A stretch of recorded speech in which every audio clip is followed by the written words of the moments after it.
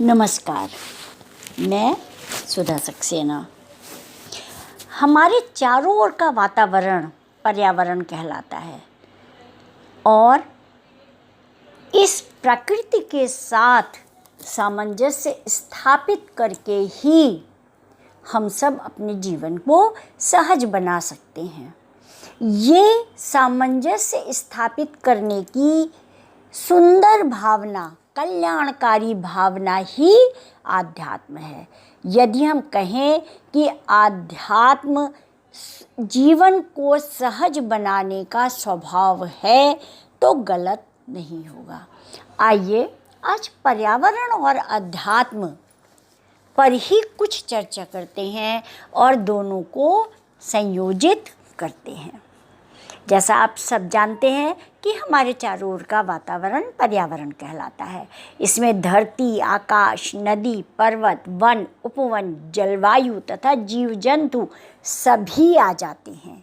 मनुष्य तो इस ब्रह्मांड की तुच्छ इकाई है जो पूर्णतः अन्य तत्वों पर निर्भर है।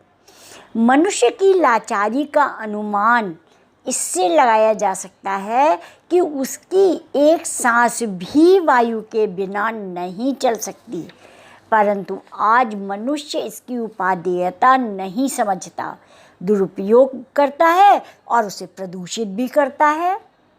हमारे ऋषि मुनि मात्र तपस्वी नहीं थे, वरन वह अनुसंधानी भी थे। तभी तो पंचमहाभूतों को उन्होंने देवता माना और उनसे आत्मिक रिश्ता जोड़ा। धरती को माँ कहा और आकाश को पिता पुकारा।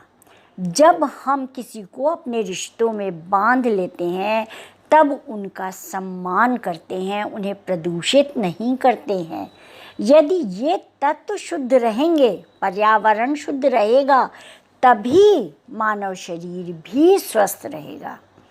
वैदिक साहित्य में ऋग्वेद के 2 पृथ्वी, अग्नि आदि सूक्त इसके प्रमाण हैं, जिनमें पृथ्वी, जल, वायु, अग्नि आदि सभी तत्वों से योगक्षेम की प्रार्थना की गई है, कल्याण की प्रार्थना की गई है, शांत रहने की प्रार्थना की गई है। विविध जीव जंतुओं को देवों का वाहन कह करके उनका संरक्षण सुनिश्चित किया गया है। वृक्ष पर्यावरण के आधार हैं, यही प्राणवायु प्रदाता और हैं और दूषित वायु के अवशोषक हैं। इस प्रकार वृक्ष विषपाई शिव हैं। हमारे ऋषिगण यह जानते थे, इसीलिए इन पर देवताओं का वास कहकर इनकी पूजा कराते थे। ये हमारी आध्यात्मिक भाषा थी, जिसमें कि उन्होंने जीव जंतु वृक्ष इत्यादि को देवता कहा। गीता में श्री कृष्ण ने स्वयं को वृक्षों में पीपल का वृक्ष बताया है। विज्ञान भी आज मानता है कि पीपल सर्वाधिक प्राणवायु का उत्सर्जक है तथा नीम में सर्वाधिक रोग निवारक तत्व मौजूद है। प्राचीन ग्रंथों में वृक्षों को जीवधारी माना गया है, उनमें सजीवों के सभी लक्षण मौजूद हैं, अतः उन्हें काटने का तो कोई प्रश्न ही नहीं उठता है। आज पुनः पर्यावरण को आध्यात्म से जोड़ने की आवश्यकता है, तभी ग्लोबल वार्मिंग के खतरे से बचा जा सकता है। इसके अतिरिक्त अन्य कोई भी रास्ता नहीं है। हमें मानसिक शांति, सुख और आनंद प्राप्त करने के लिए पर्यावरण और आध्यात्म को परम लक्ष्य मानकर संयोजन करना होगा। मनुष्य को इसे मात्र वैचारिक मंच न बना करके निरंतर अपनी प्राचीन मान्यताओं पर ध्यान देकर जीवन यापन करना होगा।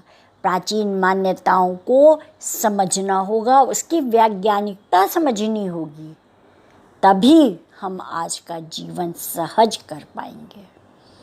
यदि आपको मेरी चर्चा अच्छी लगती है तो आप मेरा चैनल लाइक करिए और सब्सक्राइब करिए। धन्यवाद।